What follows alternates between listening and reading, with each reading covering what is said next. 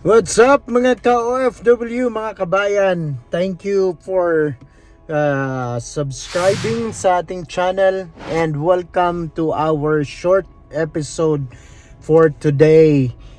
Pag-uusapan natin mga kabayan, bakit ba na-offload ang pasahero habang lumalabas ng bansa, or bakit ba na-offload yung mga kababayan natin na lumalabas ng Pilipinas sa pagdating sa immigration, na harang, nasasabi na hindi ka makakalabas gawa ng may mga documents na kailangan. So ano ba yung mga reason bakit na-offload ang isang pasahero?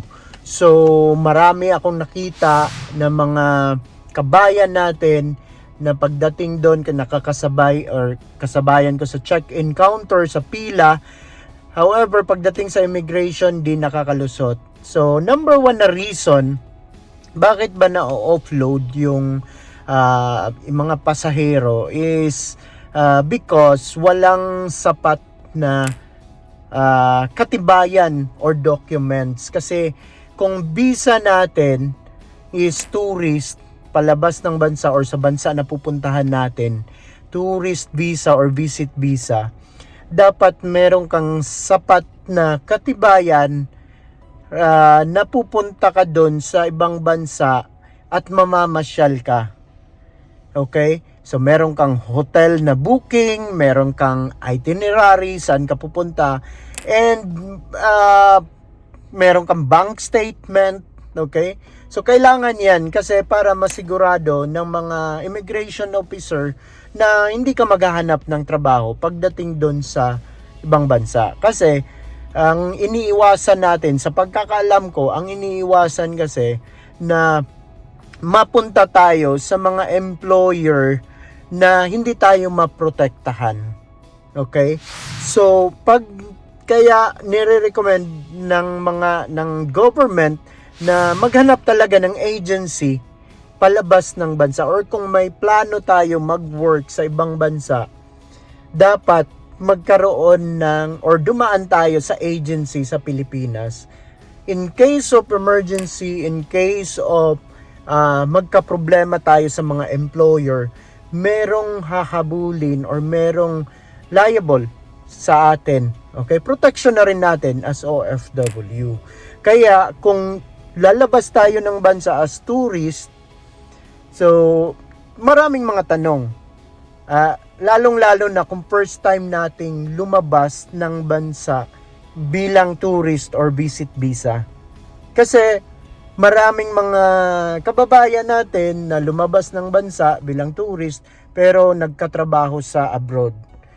Pagbalik is naka-working visa na.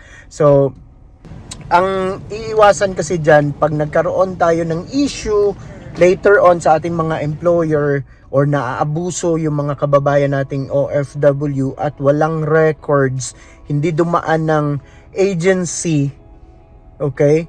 So, nahihirapan yung government natin kung sino yung liable, kung sino yung mananagot para in our behalf.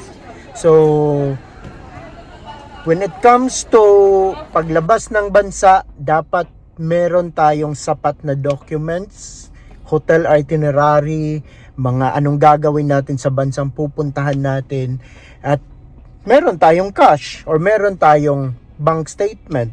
At higit sa lahat din mga kabayan is meron kang reason na babalik sa Pilipinas. It's either meron kang business sa Pilipinas or meron kang trabaho, meron kang capability na maging tourist sa ibang bansa or magbisita sa ibang bansa. So yan yung sa tingin ko na malaking issue or bakit nahaharang yung mga kababayan natin. Kasi yung intention sa paglabas ng bansa ay hindi nagmamatch doon sa pagsagot natin or sa mga documents natin. Kaya maging malinaw po tayo mga kabayan, and tinitignan lamang ng government yung safety natin. Okay? So, maraming mga OFW or maraming mga kababayan na medyo nahaharang talaga kung hindi sapat yung mga travel documents.